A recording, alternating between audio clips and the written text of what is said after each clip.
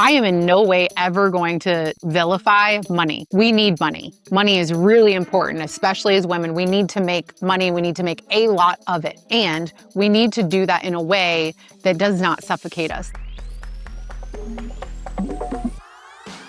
Hello and welcome back. I'm Bunny Young, serial entrepreneur, mom of 4 beautiful kids, and the host of the Yes and podcast. This show exists for anyone who is done waiting for permission to build their life the way they actually want it. And today's guest is proof that it is never too late or too early to start over, and that the rebuild is often what builds the best thing. My guest today spent her early 20s in and out of jail, drinking every night, watching her life come apart in real time. She saw the writing on the wall and she did something about it. Instead of giving up, she got up and found her way back. And then she spent the next 15 years going inside the businesses of high-achieving multi-6 and 7-figure women to diagnose what is broken in the business, not the person, and rebuild what is missing and stay beside them through it all. The operational work and the identity work, which we know I am a full F yes for, and stay and support until the business runs without that woman having to be in the room. She is a multi-industry entrepreneur, a best-selling author, a wife, a mom, and she says something in her work that I have been thinking about ever since I read it, which is a business that only works when you are exhausted and available around the clock is not actually freedom, no matter how much money the business is making. So I'm really looking forward to sharing this conversation with you. I've got a juicy bit for the second question, and then I've got a juicy ending as well. So stick with us. And Kelsea Koenreich, welcome to the Yes and podcast. Did I nail the last Thank you name? for having me, Bunny. It's always you did. It's like the question of the century for people of like, how do I say this? And then I tell them, and it's like the look on people's faces is always great because they're like, how did those letters make those sounds? That doesn't make sense.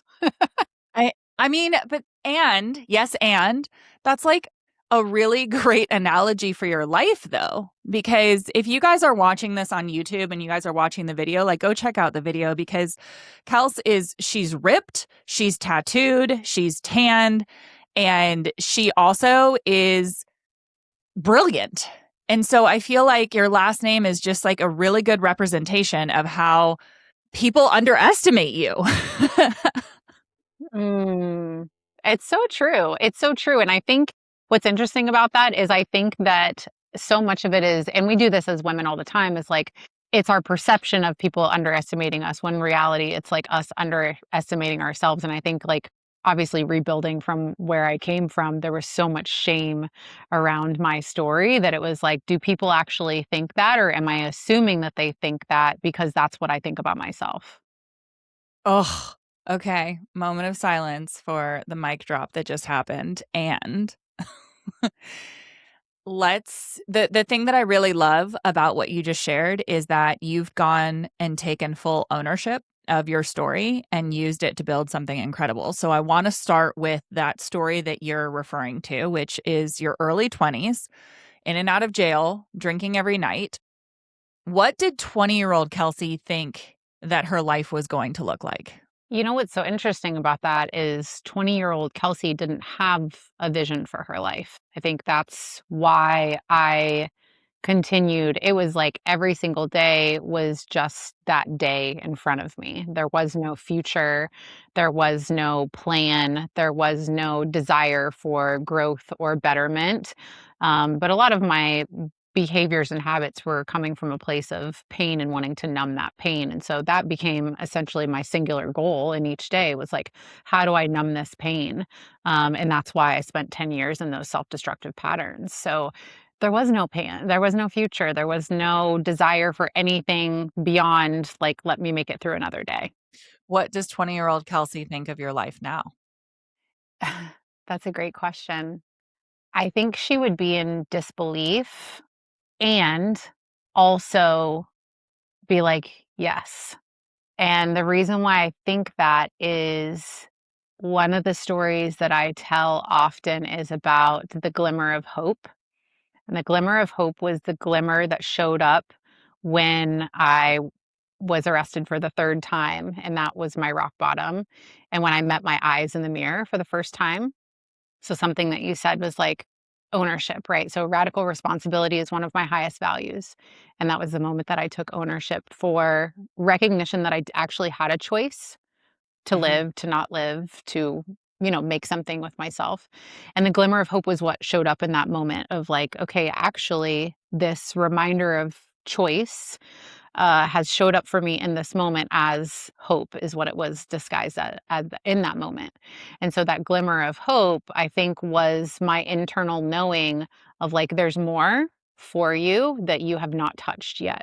And so I think that glimmer of hope, 20-year-old Kelsey knew that was there, but she was too numb in her life to actually do anything with it. Mm. Oh my gosh. Yes. There's so much here that we could spend the entire episode on. However, are you ready to take 20-year-old Kelsey on this journey to this really juicy question that I've been saving for you? I have chills, but I feel like if there's anybody that could do it, let's do it. It's got to be you, Bunny. Ah, here we go. Here we go. Like, here's me stepping on the landmine, and we're all going to be okay. We're going to take a deep breath. And you are fully aware that in the land of female entrepreneurship, actually, in the land of dudes and entrepreneurship, there is so many less games that I feel like women in entrepreneurship have to play. And the unspoken rules that I feel like I'm constantly behind on because I grew up with dudes and I grew up with a lot of like male friends, and we could get pissed at each other, and like then 2 seconds later we're just going to get lunch, and there really wasn't a whole lot of the behind the scenes drama that I found in a lot of like sister wounds that I honestly own. We talk about radical responsibility. I own that I walk into rooms sometimes inheriting other people's sister wounds, as well as kind of holding myself back because I'm like, I don't know what is going to happen if I let my guard down and I really go into this relationship. So in 22 years of business, for me, I've found that when I don't play by the rules, I don't fit other people's labels of what a woman in business with young kids should look like, it's not okay with some people. And you and I have a few things in common. We're not everyone's cup of tea, which we are fully okay with. We don't do BS, and we're not here to perform. We're here to make a difference. And what I just I want to get into this question of what do you say to the people who question your ability to charge what you charge, serve who you serve, live your life the way that you just shared you live your life, and run businesses the way that you do? I think it comes down to you have to face yourself, right? Like it really does come down to that radical responsibility again, because I believe that everything is a choice. Suffering is a choice. Jealousy is a choice. Comparison is a choice. Everything is a choice. So, in each minute and every moment and every day and every week, every month, every year, we have a choice, right? Mm-hmm. And so, for women that are struggling with, like, I have to be this in order to be that, you have to go into acceptance of you are breaking the mold of what we have previously seen. Like, even in my own career, I remember as I started to even coach women that made more money than me, right? Like, this was a huge mind fuck for me. It's like when people started hiring me that made more money than me. And what I Mm-hmm. realized is I had pedestalized revenue over character or over like my skill set or any of those things. And so I'm like, okay, so then I started to go into that performance, right? Which always like pulls us away from our alignment whenever we start doing things for other people. And so I'm like, okay, I'll just wear blazers. Like that's what I need to do. I have to wear blazers because I'm a professional and then people will think I'm professional. But going back to what I said at the beginning, if I ask myself the question of who am I actually? And what is the purpose? What is the reason why I need to impress these people? Because what's on the other side of any sort of relationships that we're creating from performance is we're going to be let down. Yeah. So that's where people are like, okay, if I do this, I will get this result. But you won't. You actually won't, because you're going to go into that. You will have let yourself down because you haven't been true to who you are. and you will have let the other person down because it won't be congruent, right? So if you go into every situation, whether it's a sales call, a piece of marketing, any of it with like, okay, is this fully me or is this me trying to mold myself to get somebody to like me? Because we're inherently people pleasers. We want people to like us. So it's like getting comfortable with people not liking you is really what it comes down to.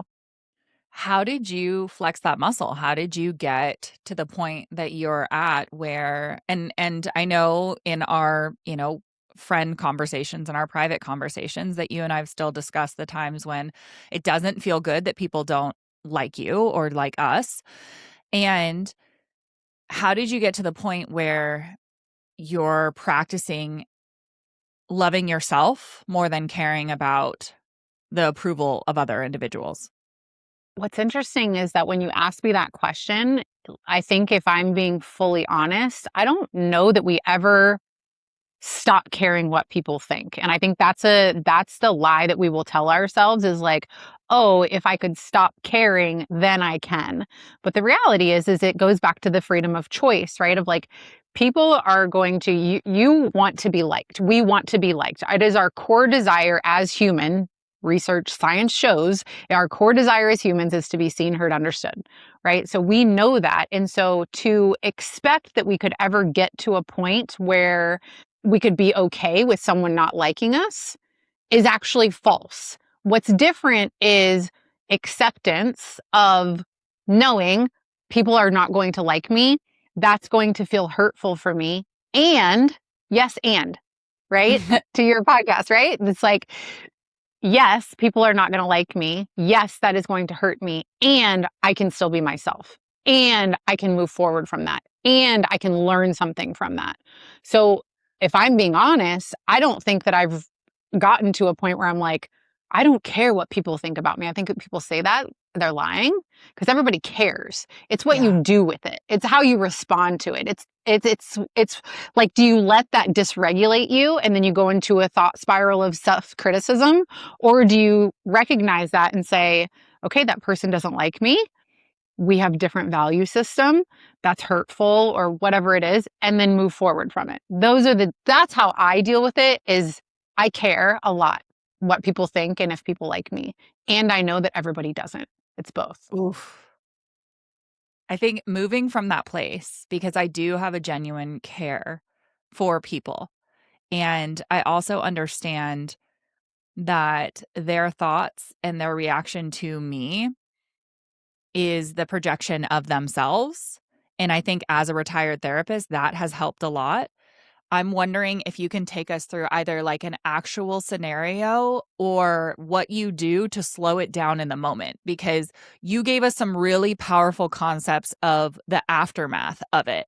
And yet, reacting in that moment when it gets uncomfortable and when you're having those thoughts, like how do you coach yourself? How do you coach your clients through that? And you're welcome to share a real life experience as well. Yeah. So to me, like I envision anytime that I've come up against this crossroads, I think it happens most for me. One of the things that's super triggering for me is when somebody says something that's not true about me.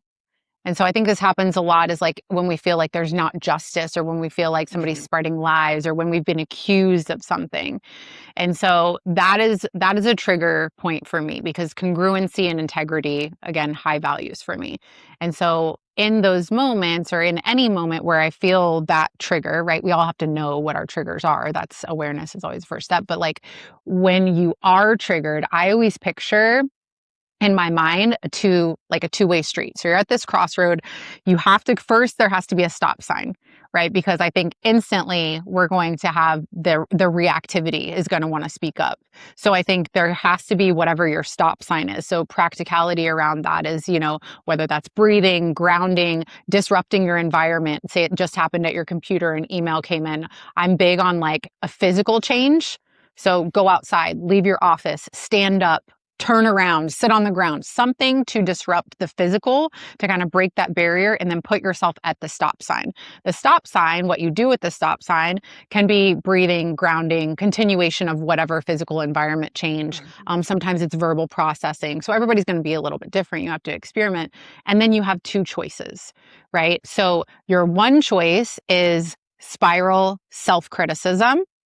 Your other choice is data, facts, and truth. Right. So this is the point that I come to. So after I've regulated, because regulation always has to come first, and it's like, okay, what I'm realizing here is I'm really hurt. I realize this is triggering because of a value or whatever that naming the thing, right? So as a therapist, like name the feeling, name the trigger, like name it, right? And so once you name it and once you regulate, then it's like, what do I do with it? And then it goes to like what you said, right? To where like the truth of this is, I know this about myself, or I know this is actually what happens. And I know that their perception of that is different than my perception. So that's the more helpful, because truth, data, and compassion is that one pathway. And then self-criticism and spiraling is your other pathway. And so it's just bringing yourself to that crossroads, and you can even close your eyes in that point and be like, okay, I literally have two choices here. My natural like reaction previously has been like, why did you fuck that up? Why did you say that? What did you do? Pick yourself apart, da da da da da, right? Which is so unhelpful, but like we all do it. And then there's the other side of that about like, what is true here? What are the facts? Write them down, say them out loud, whatever they are, and going down that path. So that's how I personally walk through it. And that allows me to that's how I process. And so that way, when I get to the end of it, it's like I can still be hurt or upset or feel the feeling, but at least I don't have to be mean to myself about it, because I think that's what perpetuates the suffering. I Yes. Yes. And we still have companies to run. We still have businesses. We still have magic to put into this world. And so, I also like there's sometimes where one of my very best friends in business is a dude. Like, and I call him and I'm like, this is going on. And he's like, why do you care? Like, it doesn't make you money. Like, that's literally his thing, is like, why do you care? It doesn't make you money. And so I think about you working inside the businesses of your clients, of these women who from the outside have made 6, have made 7 figures, teams, clients who love them. And everything that you've walked us through is kind of the inner work. And I think that that is so important to talk about, is that success on the outside doesn't necessarily mean, and I've personally experienced this, where it's like you have it, quote unquote, all on the outside, but inside you're just kind of like burning yourself down. And you've shared with me before that across a lot of your clients, you keep saying the same, or keep seeing the same thing at a certain level of success in business. What is it? What would you say that is? Yeah. So the thing that is most common is it's not necessarily at a certain revenue level, but there is a shift in behavior that has to happen, right? So if you think about general natural progression of business growth, when you start something and you're building from the ground up, it requires grit, hustle, like there's a lot of output, if you will, right? And so that output is generally initiated constantly by you as the owner. So you carry a little bit, even if you have a team right from the start, you carry a little bit of that solopreneur mentality of like, everything is dependent on me. I have to do everything. And then you hit the point, and this is like where all of my clients, they're at this intersection of like, okay, I did it that way. And what it got me was money. I have financial freedom and flexibility. I have cars, houses, purses, shoes, things, and I'm empty.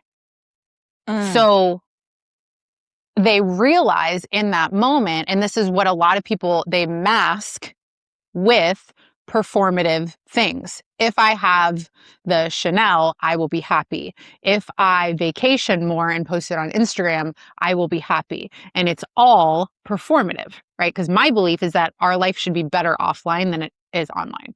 Like what's happening behind the scenes is actually the most important thing. So this shift the shift that has to happen. I'm like, I don't give a fuck if you're in Tahiti every other week if like you and your husband hate each other. I'm sorry. That's just how I feel, you know? So I just it's like like, so here's the thing that I want to like I just really want you guys to listen in on this because the underlying tone of this is success and suffocation can exist in the same space and they can exist in the same business and they can exist in the same life.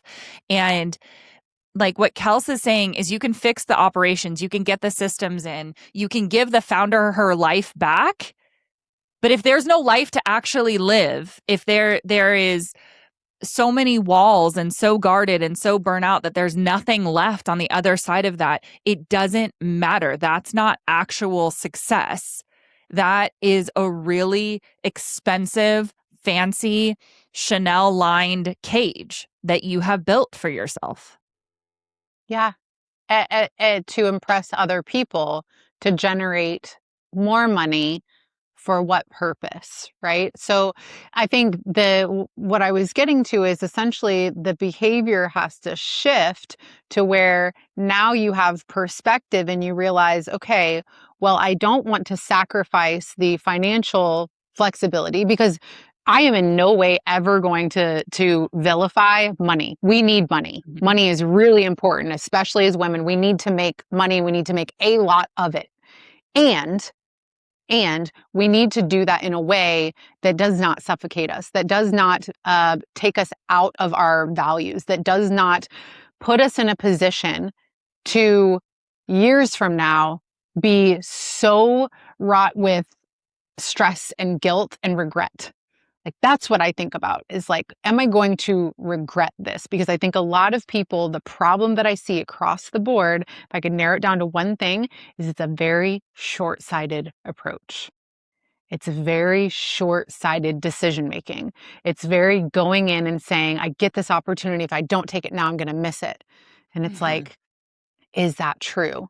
Right. And so really the shift is in that longer term decision making. It's giving yourself space to make decisions that are in alignment with values. It's recognition of what is actually important for me. Am I building somebody else's version of success? Because I think social media has just done this like fucking mind fucked people of like, oh, this is what success looks like. And I'm like, you guys, the reason why we want to make a lot of money is so we can do cool shit in our lives. But if your calendar is so full that you can't even do any of the cool shit, what is that for? Like, I Yeah. don't want a laptop lifestyle on the beach. I want to not have my laptop on the beach. That's the point. Mhm. Yes. Yes. Absolutely. And there's a softer side of this that's been reflected back to me, which is through my kids. And I want to go there with you as a mom in the aspect that I'm taking you guys behind the scenes in a conversation that Kelsey and I had actually at the top of the international on like what we really bonded over this conversation of for me, birth, bringing my daughter into this world, people talk about like the identity shift of, what it means to look at this other being that you've grown in your belly and now they're on their earth side. That was powerful for me. However, one of the most powerful things for me with a heart condition and all of the limitations that I have grown up with being told what my body could and could not handle, having a home birth with my first daughter and going through that, I met this version of myself that was so powerful and that, my daughters and I say we can do hard things. Like we talk about that. However, the pain, the pressure, the contraction around labor that resulted in at the end of this thing, like the total and complete relief, I met this version of myself that was so powerful and so unstoppable and so unf withable. And you've shared how you were so clear, your intuition came through so clear through those processes for you in advocating for yourself. And I want to explore this because I didn't just leave that at the home birth. I had three more kids, but I also brought that into my business. I brought that into my marriage. I brought that into my life. And I'm like, if this is, I had that moment from, what is it, Encanto, where it's like, what else can I do? Like, I don't need to search out things that are as hard on my body physically and mentally as labor. However, there's no going back once you unlock how powerful you are. Yeah, I think, and that's exactly what it is I think that what it comes down to is I think that unfortunately, most women, the hard that they choose is hard that the society has told us makes us worthy, not the hard that actually shows our potential, because these are two different things. And I know for me, I had a hospital birth with my oldest. And then because I had such a terrible experience there, I had home birth and then a free birth, accidental free birth. But just like you said, it changes you at a cellular level to it go through an experience and mirror back. Like when I had my daughter, my first home birth, my first words, I think I shared this with you, were like, I fucking did it. It was about me. Yes. And it was like, Yes. wow, like I did that, because we don't know what we're actually capable of until we give ourselves the opportunity to try. But we have all this like whole list of reasons why we can't, why we're not good enough, why we're not smart enough. Like I told myself all the same things in life and business across the board. So I think it really is just recognizing that like you may be choosing a hard, but your hard is probably just busyness that's a distraction that is causing like central nervous system, like your cognitive load that you're carrying. The actual hard is picking something that rewires your brain, is behavioral change, is habit change, is recognition of patterns, is setting boundaries, like a number of things. Like that's the stuff that's the actual hard that changes you, not the Yes. hard that just drains you, because those are separate. Absolutely. And like there's 40 weeks of growing a baby to get to that moment. This happens in business where, unless it's your fourth kid, you don't look pregnant right away. I feel like I looked pregnant immediately with my fourth kid. And but I like, we celebrate the birth. We celebrate the success. We celebrate the overnight sensation. What we don't see, what we don't celebrate, what we oftentimes give up on is week 20, week 10, week 15, week 35 before we get to that moment. Every time right after I have delivered one of our children, my husband immediately comes to me and he's like, I'm so proud of you. You did it. Like there's just this, it, it's an amazing sensation and an amazing feeling. And I've also told him, like, how do I have that? How can we hold that energy outside of me growing a human for 40 weeks? Because like, let's celebrate along the way. Let's bring that energy to it where, like you said, I'm not necessarily saying celebrate the busy. I'm saying celebrate the needle moving. Celebrate yourself on your journey to that dream life because you deserve it. And how do you celebrate yourself on maybe a daily or a weekly basis and make sure that it's not just the big milestones that you're seeing, health, and that you're recognizing, and also the support aspect of it? Because, you talked about your last baby was a free birth, and like if you had started there, it would have been equally as great. However, you've shared with me like the confidence that built up over time to get to where you could literally catch your own child and bring them into this world and be like, yes, and you were still supported. It's really interesting because one of my biggest struggles has always been celebrating myself. So I think this goes back to, if we trace it back to our childhood trauma, if you will, being adultified from a young age. And so it was just like, it was always about doing. It was always about like, I was in survival mode, right? And so knowing that like we all carry our shit into entrepreneurship, unfortunately, you cannot separate it. I carried that with me. So it was really just like everything was about like hitting the goal. And then if I didn't hit the goal exactly, then it was self-criticism, then it was spiraling. And so one of the things that has been tremendously helpful in learning to celebrate, actually two things. Number one, across the board, every single person should do this, is you need to rewrite your version of success. Because we know that our belief system determines everything that we do, right? And so if we believe that success is material or certain milestones or things like that, if that's how we are filing it in our brains and that's what we believe, then that's what we're seeking, right? And so when we don't hit that, it's like we're not successful. So one of the like really pivotal things that I did is I rewrote success from what I saw as a child, right? And what I had grown up to believe was success was based in materials and money, right? I think that's most people. And so when I rewrote my version of success and I was like, okay, I want to redefine this in a way that like I can quantify, it was about a feeling. It was like when I close my eyes and sit in my life, am I satisfied? Am I fulfilled? Right? Success to me is about a pizza, right? To where it's like, do I have good friendships? Is my marriage good? Am I treating my body well? Am I eating nutritious food? How do I feel my relationship with my kids? So it's a combination of these things, but it comes back to a feeling. Because if I think about those things, then it's more about an ongoing basis, not a milestone, right? Like I'm only successful if I reach this thing versus like, oh, I am this. So that's the first thing. And then the second thing that I had to do is I had to really learn, this was so hard for me. I had to learn to focus on output over outcome. Mm, So for me, it was like, okay, we're going to launch this thing or we're going to do this thing. And it was like, here's the goal. And the goals are generally outcome based, right? Like this is the thing that we want. And so I found myself, it was like, you know how when things get quiet and when things feel uncertain, we start to shake and then our belief starts to shake. And then we're like, am I doing it wrong? Am I fucking it up? Do I need to change everything? Da, da, da. Like whole spiral there, right?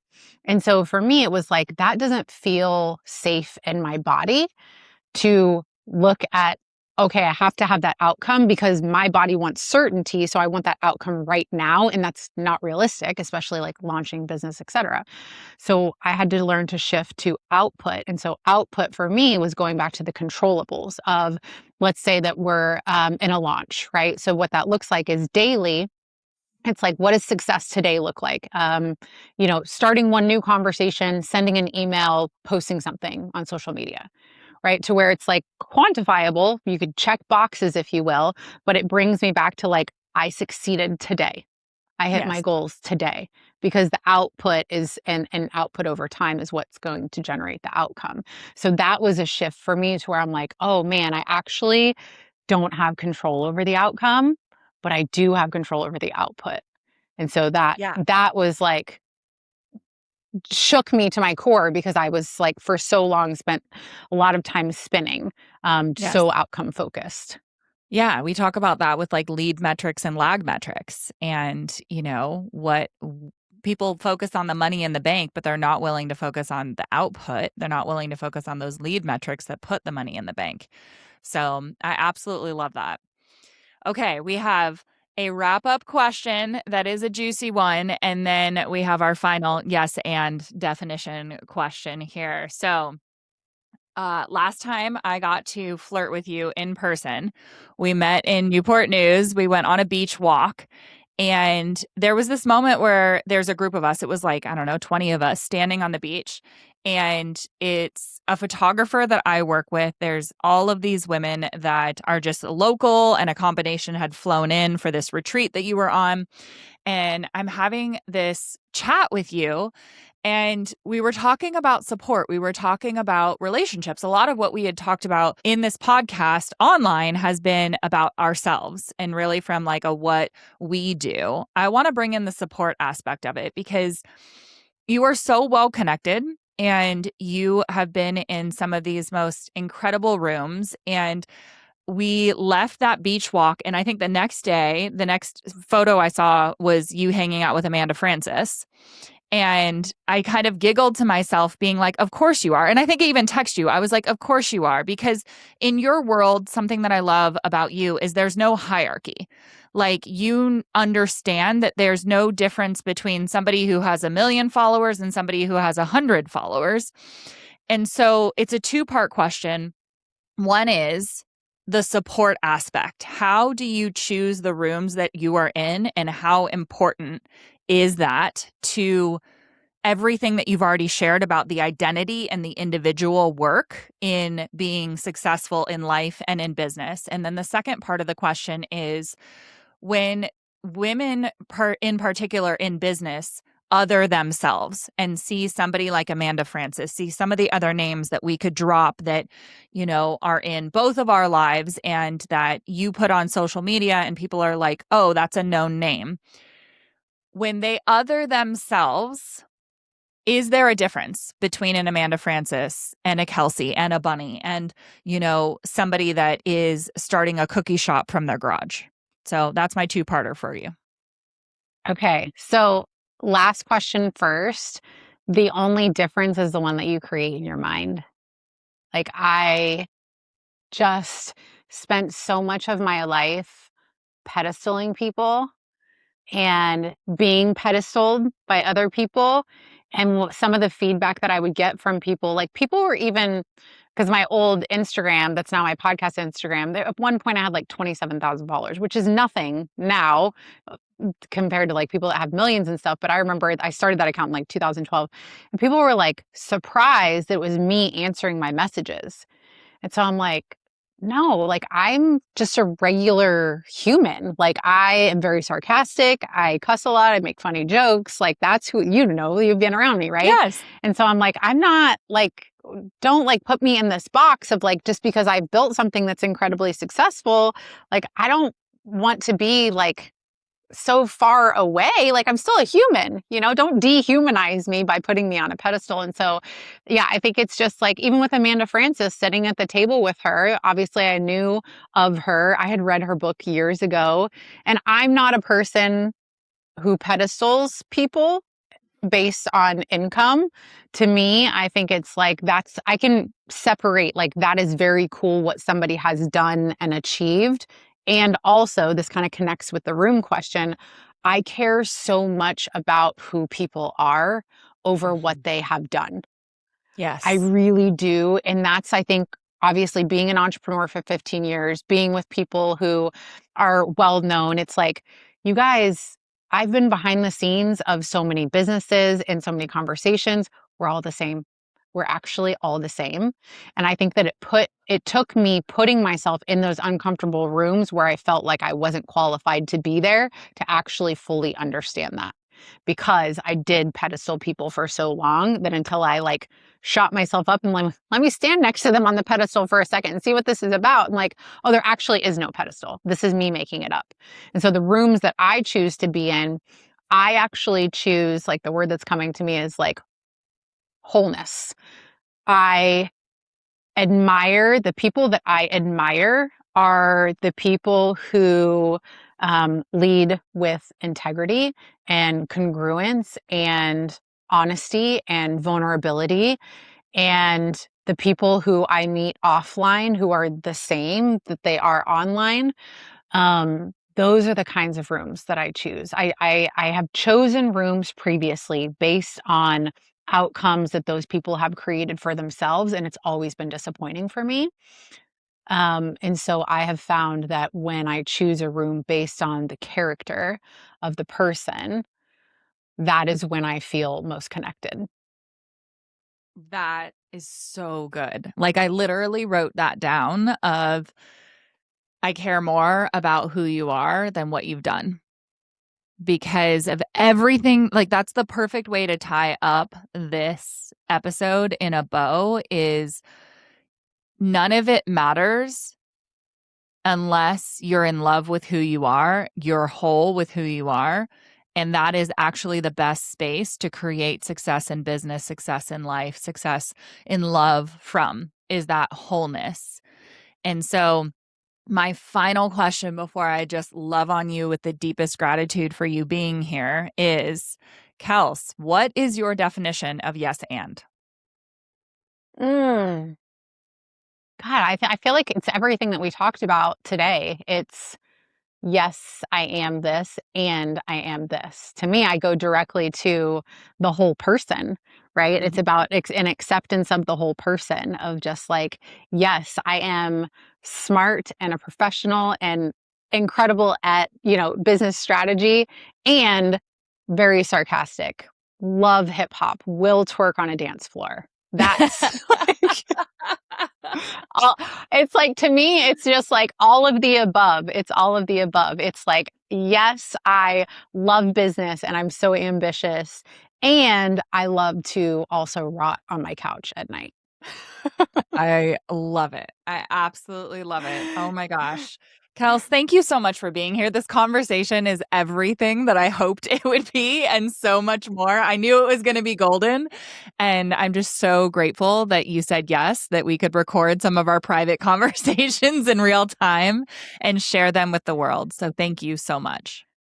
Yeah, thank you for having me. I mean, it's always, I feel like talking to you is so easy. And thank you for just being so loving and reflecting things back to me. It's like my love language is words of affirmation. So I really appreciate just like how loving and how warm you are. And I just, even though we live on opposite sides of the country, it's like every time I see you or talk to you, it's like just instant connection. So you are such an incredible human.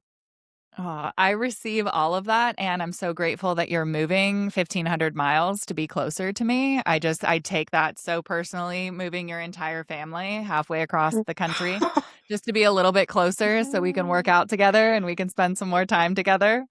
So we didn't even get into, we have to do a part two of this because we didn't even get into our international manager argument story that is definitely for another time. That We're gonna time have I to almost follow this fought a up. manager. Oh man, we are definitely gonna have to follow That's this yes, up. So. and that's yes, and I can sit and we can have these really intelligent, beautiful conversations at dinner, and I will make you hold my hoops so I can fight somebody. And Bunny will just hand over her credit card and we'll get the resolution that we desire. We even each other out. That's what we're supposed to do. It's like let just Bunny brought me down when there's it's like street Kelsey comes out sometimes. It just happens. You know what? We'll give you guys the 2-minute version of this. So we went to like a really bougie dinner at the top of the Intercontinental in downtown LA. And it was the first time. No, it wasn't the first time we were in person together, but it was the first time that we were at like an intimate table like that together. Mhm. And what there was maybe a dozen women at this table and you were coming in Something for a like that, yeah. conference and you had like coordinated because if there's one thing you guys need to know about Kelsey is if she's in a group chat and things are not getting done, like she's taking charge of it and it's going to happen.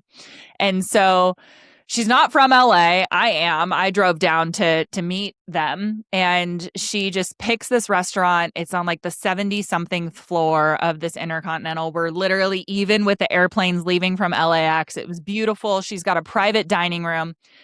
The end of the night, after like 3.5 hours of us being up there, we go to get the check and they bring the check and just set it on the table. There had been no discussion about splitting the checks. There had been no discussion about having one check. Like no one checked, no pun intended, about this. And the server, Kelsey says, we need separate checks. And the server goes, oh, no, we don't do that. And so then very efficiently, she's like, without emotion, she's like, I need a manager, right? And she shares with us that she has an extensive background in hospitality and knows for a fact that they can split the checks. So since this is a 2-minute version, I'm going to save you a lot of the cussing and conversations that happened back and forth as different individuals left the room, came back in the room, gave us different outcomes, are like they contradicted each other, which was also super frustrating. And we're all entrepreneurs and you're watching this team or this table of 12 individuals see how they manage conflict. Kelsey's like not backing down. I'm like here for the ride. And these other women are having discussions and some people are getting uncomfortable and getting up and leaving the room, right? So, moral of the story is Kels did not back down and she got exactly what she wanted, which was splitting the check. And so then the server comes back to collect the payment. And in the meantime, because we're entrepreneurs, everybody had Venmo'd me because we were having, you remember that? We solved it. Yeah. Yeah. We you had already solved it in between. So the server comes back and says, okay, we split the check. So I've got 12 checks for you. We just split it. And I hand him, you finish this because this was the epic. This was the creme de la creme. Where you handed him your card and he was like flabbergasted that he didn't have, and you were like, you hand him the card and you're like, just put it all on here after we went through the whole thing. Well, it got even better than that because he split the check. So we had to scan one card 12 times. Oh, that's what it was. Yes, I forgot about that part. Yeah. The thing is that like I pretty much don't take no for an answer anywhere in my life. And so like I'm going to find a solution no matter what. I'm finding a way through like hell or high water. So Yes. it was an experience, but it was the way, it was also the way because you have the manager was a man and he started talking down to me, and that I will not stand for, because one of the things that I teach every single day in effective communication is you have to advocate for your needs and you have to set boundaries. So it's not like I was cussing at him or going to fight him. It luckily didn't escalate to that point, but I wasn't going to back down from, and especially if you're going to talk down to me because it's a room full of women and you think we're idiots when literally we had some of the most brilliant women in that room. Like, absolutely not. We're not standing for that.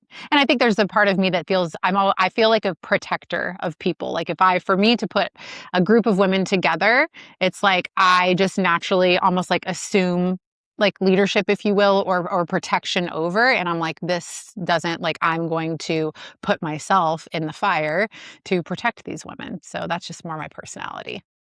I loved it. And the conversation that Kelsey and I were able to have afterwards is we both achieved success. Like we arrived at the definition that we had for success. I got my credit card points. I got my rewards points. And, I got Venmo'd. So it's not like I had to cover everybody's bill.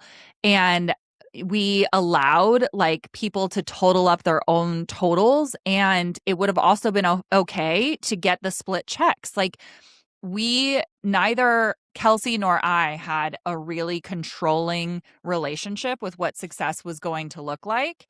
And we both got back in the elevator, like completely content with everything that went down with that situation. Not the way that she was treated, not the way that it was handled. The outcome, though, we focused on the output, which was, okay, how do we solve for this? Yes. If no one else is going to solve it for us. And then Kelsey's working on having somebody else actually provide the solution as well. So it was just so beautiful. And we laugh about it to this day because it was just this moment where, she looks across the table at me and she's like, somebody's going to need to hold my hoops because this is about to go down. And I was like, all right, take those earrings off. Here we go. I got your back. We're about to have a Toby Keith Barr moment here, and I don't know what's going down, but I got your back. It's fine. We got it handled. One of my clients once said to me, she was like, the thing about Kelsey is that if you ever are in a situation where you're going to go to jail, Kelsey's probably coming with you. Like, yeah. I mean, yes, I will fight for you. Oh my gosh. Okay.